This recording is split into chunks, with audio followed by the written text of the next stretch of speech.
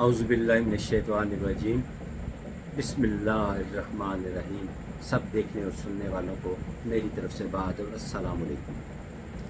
آج میری گفتگو جب آغاز ہوگا تو آپ سوچیں گے کہ ساتھ صاحب کو آج کیا ہو گیا، دنیا داری کی باتیں شروع کر دی۔ ہاں، گفتگو کا آغاز آپ کو یوں ہی لگے گا کہ میں کوئی دنیا داری کی بات کر رہا ہوں، لیکن اس کا انجام بہت ہی پیارا ہے، بہت ہی پیارا ہے، بہت ہی پیارا ہے۔ ایک ایسا شخص جس کا میں نام لوں گا تو آپ کو فوراً یاد آ جائے گا کہ میں کس کا ذکر کر رہا ہوں۔ یہ دور تھا مغلیہ دور میں، اکبر بادشاہ کا دور تھا۔ تو اس کے دربار میں ایک شخص آیا جس کا نام تاریخ میں علم الدین انصاری بھی ہے اور علیم الدین انصاری بھی ہے۔ بہرحال وہ اپنے جہاں کا وہ رہنے والا تھا، غزنی کا، جہاں سے یہ مغل بادشاہ آئے تھے۔ تو اس نے ان کے وہاں آ کر اپنی طب یعنی اس نے حکمت کا کورس کیا، لیکن اس کی حکمت اپنے علاقے میں نہ چلی۔ وہ حتیٰ کہ عراق، شام، ان علاقوں میں گیا تو وہاں پر اس سے کسی نے بتایا کہ تم دائیں بائیں جو اتنا جا رہے تم ہندوستان چلے جاؤ، وہاں پہ تمہارے علاقے کے جو لوگ ہیں وہ بادشاہ ہیں، وہ تمہارا ضرور خیال کریں گے۔ وہ شخص جو تھا وہاں سے چلا، ہندوستان پہنچا، اکبر بادشاہ کے پاس پیش ہوا۔ تو اکبر بادشاہ نے اسے چند ایک سوالات کیے، یعنی اس کو پوچھا واقعی یہ واقعی میرے علاقے کا رہنے والا ہے؟ تو اس کو یقین ہو گیا کہ زبان، لب و لہجہ، یہ سب کچھ اس کا ہمارا علاقے غزنی اس سائڈ کا رہنے والا ہے۔ تو اس کے پاس تو چونکہ اکبر بادشاہ کے پاس کافی زیادہ طبیب، جراح موجود ہوتے تھے، لہٰذا اس کی یہ بیسیکلی یہ طبیب تو ضرور تھا، لیکن زیادہ اس کی اسپیشلٹی تھی وہ جراحی تھی۔ تو اس نے کہا کہ میرے پاس تو بہت زیادہ جراح ہیں۔ بہرحال اس نے اپنے جو ملازمین جو بھی ہوتے تھے اس زمانے میں، انہوں نے کہا کہ اسے مہمان خانے میں رکھ لو، ضرورت پڑی تو اسے استعمال کریں گے۔ طویل عرصہ وہ رہا، اس کی کوئی ضرورت پیش نہ آئی۔ اکبر بادشاہ کا انتقال ہو گیا، جہانگیر بادشاہ بن گیا، لیکن اس کی کسی میں کبھی ضرورت محسوس نہ ہوئی، کیونکہ بڑے بڑے حکیم اور طبیب، جراح موجود تھے۔ ایک وقت ایسا آیا، اور یہ واقعہ بھی لاہور کا ہے، کہ نور جہاں جو ملکہ نور جہاں تھی، اس کے پاؤں کے پاس ایک جسے آبلہ بولتے ہیں، یعنی عام زبان چھالا جسے بولتے ہیں، وہ نکل آیا۔ اب وہ اتنی وہ نازک مزاج تھی کہ سب نے کہا کہ چھوٹی سی جراحی کرنی پڑے گی۔ وہ جراحی کرانے کو تیار نہ تھی، وہ ہرگز تیار نہیں تھی۔ لوگوں نے کہا کہ وہ ایک جراح اپنے آپ کو کہتا ہے طبیب، مدت سے یہاں روٹیاں کھا رہا ہے، اس کو بلاتے ہیں۔ اس کو بلایا گیا، اس نے ایک ایسا طریقہ استعمال کیا، وہ بے مقصد ہے وہ بتانا، ہمیں ویڈیو پرولونگ ہوتی چلی جائے گی۔ اس نے ایک ایسا طریقہ استعمال کیا کہ جراحی بھی ہو گئی اور ملکہ کو پتہ بھی نہیں چلا۔ کہ وقت ملا تو میں کبھی یہ واقعہ بھی سنا دوں گا آپ کو، یہ تاریخ میں یہ واقعہ درج ہے۔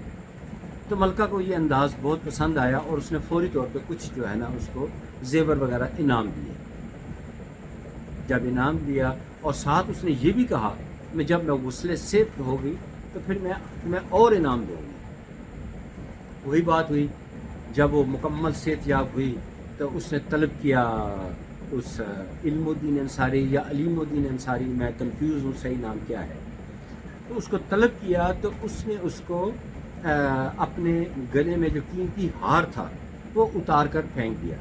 اب ملکہ نور جہاں کے ساتھ ہر وقت 101 کنیزیں موجود ہوتی تھیں، ان سب نے دیکھا دیکھی اپنے ہار اتار کے اس بادشاہ کو، وہ اس علم الدین انصاری جو یا علیم الدین انصاری، اس کو دے دیا۔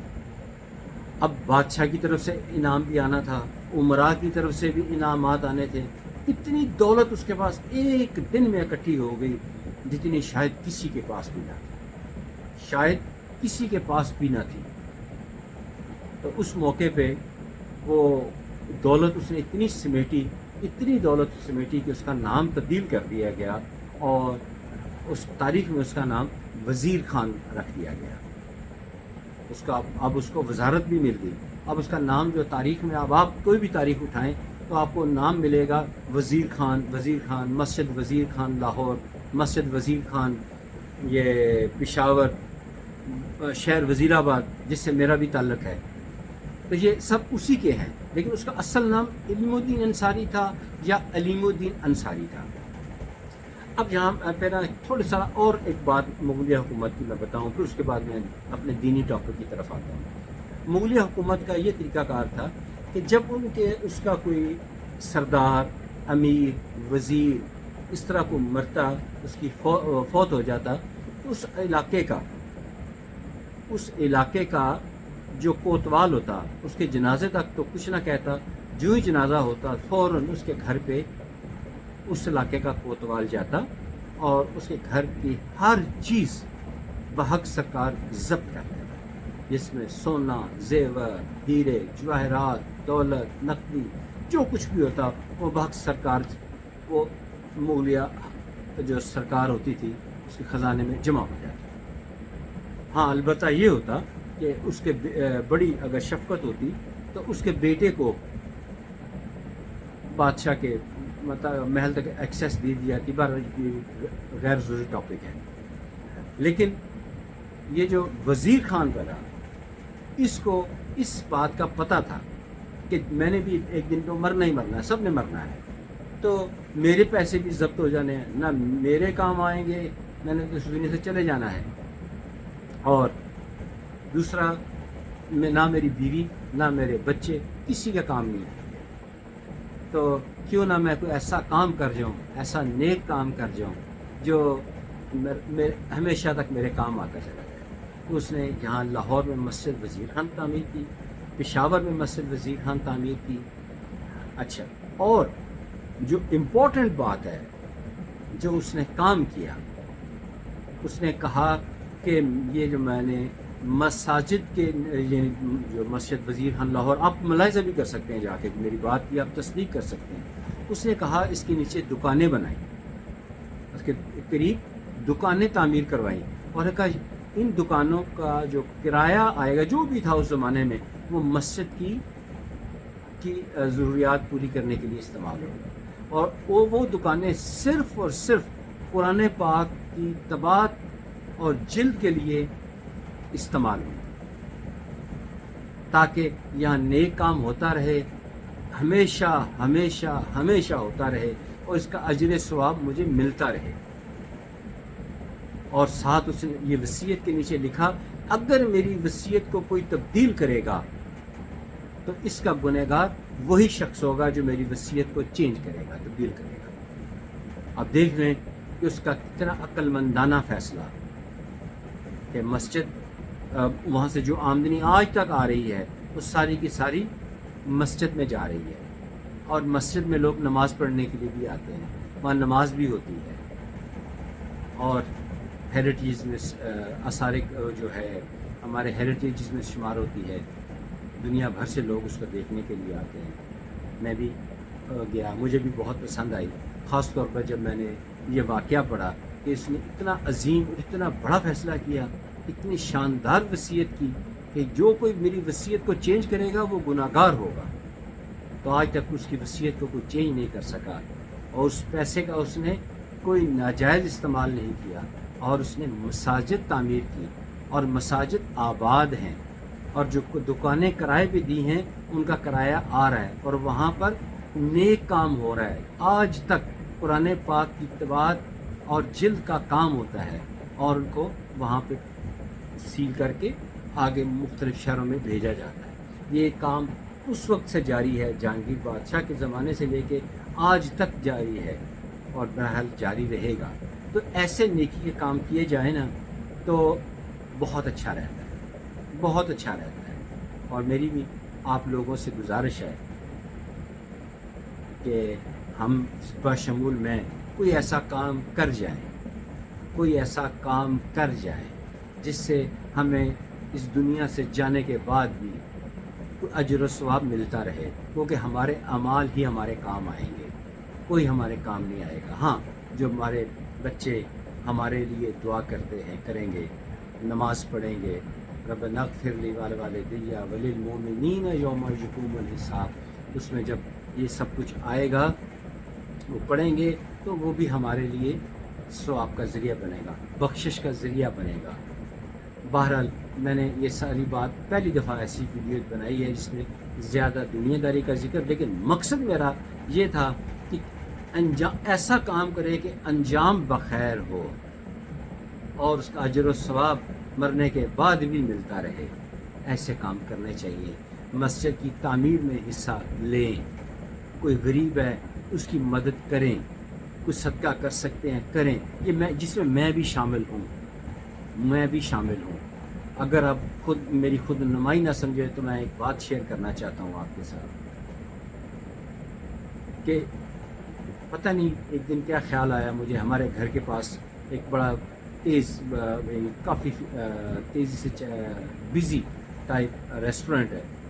میں وہاں گاڑی روکی تو میں اس کے پاس چلا گیا تو وہاں کیوں میں لوگ کھڑے تھے. میری باری آئی تو میں نزدیک ہو کے نا اس کے قریب ہو کے اس کو میں نے کچھ پیسے دیے. وہ حیران ہو کہتا کیا چاہیے آپ کو؟ میں نے کہا یہ رکھ لو, کوئی ضرورت مند آئے تو اسے کھانا دے دینا. کہتا ہے ٹھیک ہے جی. اس کے لیے حیران کن شاید بات تھی. کچھ دنوں کے بعد میں پھر گیا تو میں نے اس کو پھر کچھ پیسے دیے. جب پیسے دیے تو وہ آگے سے مجھے اس نے ایک کتابچہ کھول کے وہاں انٹر کرنا شروع. میں یہ کیا بات ہے؟ کہتا جس دن آپ نے یہ پیسے دیے تھے تو آپ کے پیچھے ایک آدمی کھڑا تھا. اس نے پوچھا یہ ہمارے علاقے کے ایک ڈیسنٹ آدمی ہیں تو انہوں نے کیا آپ سے کچھ ادھار لیا ہوا تھا؟ کہتا میں نے کہا ادھار نہیں, انہوں نے یہ کام کیا ہے. تو کہتے پھر میں پیچھے کیوں رہتا ہوں, مجھے بھی شامل کرو. کہتا وہ بھی شامل ہو گئے. انہوں نے کچھ اور لوگوں سے بات کی اور لوگ بھی شامل ہو گئے. یہ دیکھیں کتابچہ. کہتا شاید آپ کو اندازہ نہیں کہ صبح کے وقت اب لوگ کوئی دوسرے علاقوں سے, ہمارے علاقے میں قدرے عمرہ طبقہ رہتا ہے, لیکن کہتے ہیں کچھ علاقوں میں بات اب پھیلی ہے تو لوگ آتے ہیں اور وہاں سے صبح کا ناشتہ کے لیے آتے ہیں, کچھ رات کا کھانے کے لیے آ جاتے ہیں. ہمیں تو کوئی فرق نہیں پڑتا, ہم آپ کے پیسوں میں سے دیتے ہیں. اور یہاں پہ ایک اور بات بتا دوں, اللہ تعالیٰ خوش رکھے میری زوجہ محترمہ کو. جب ایک دفعہ میں نے کسی کو نہیں بتایا تھا, یہ میرا خیال ہے کہ پہلی دفعہ میں کسی ویڈیو میں ذکر کر رہا ہوں, تو میں نے مسز کو بھی یہ بات نہیں بتائی ہوئی تھی. ایک دفعہ میں انہیں ان کے سامنے پیسے دیے کہ کہتے کیا لینے جا رہے ہیں, یا میں نے کچھ نہیں, کوئی لینے نہیں جا رہا. جب واپس آئے تو کہتے کیا لے کر آئے ہیں؟ میں کچھ نہیں لے کر آیا. پھر میں نے واقعہ مجبوراً اریدنے پہ بتایا تو انہوں نے مجھے ایک بہت ہی شاندار مشورہ دیا جس میں میں آج تک عمل پہ رہا ہوں. وہ یہ مجھے کہتے ہیں کہ آپ جو ہے یہ والا کام کسی میڈیکل سٹور پہ بھی شروع کر دیں, میڈیکل سٹور پہ بھی شروع کر دیں, کوئی حرج نہیں ہے. آپ اس کے ساتھ جب آپ بات تو کریں کہ میرے اتنے پیسے لے لو, کوئی غریب آ جائے یا کوئی ایسا بندہ آتا ہے, سفید پوش آدمی آتا ہے جس کے پاس پیسے قدرے کم ہیں, تو وہ خالی ہاتھ نہ جائے, دعائیں اپنی پوری لے کے جائے. بعض اوقات ایسے لوگ بھی آتے ہیں پیسے نہیں ہوتے, وہ کہتے ہیں ہفتے کی دوائی نہیں, یا ہمیں 3 دن کی دے دو. ایسا نہ ہو کہ وہ دوائی اس کو پوری نہ ملے اور وہ صحت یاب نہ ہو. بہتر یہی ہے کہ آپ کو پیسے دیں اس کو اور وہ دوائی پوری اپنی لے کر جائے, یا کسی کے پاس پیسے ہیں ہی نہیں تو وہ دوائی تو لے کر جائے. تو میں نے ان کے اس مشورے پہ عمل پیرا ہوا اور آج تک ہوں, اور یقیناً انہوں نے مجھے مشورہ دیا تو اس کا ثواب انہیں بھی ملتا ہوگا انشاءاللہ تعالی. بات کہاں سے کہاں پہنچ گئی, امید ہے کہ میری باتیں آپ کو اچھی لگی ہوں گی. میں نے کبھی ریکویسٹ نہیں کی کہ میرے یوٹیوب کو لائک کریں, سبسکرائب کریں یا کچھ بھی کریں, میں تو نہیں کہتا ہوتا. بہرحال اگر آپ کو اچھی لگیں میری باتیں تو ان کو سنیں, ان کو شیئر کریں اور اپنے کمنٹس بھی کر دیا کریں, مجھے اچھا لگے گا.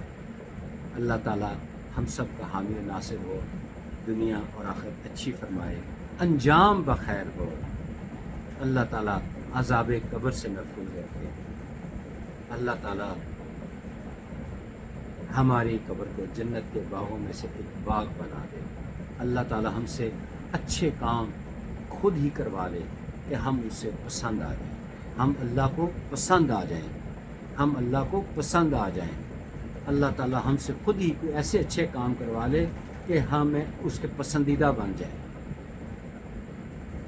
آمین ثم آمین۔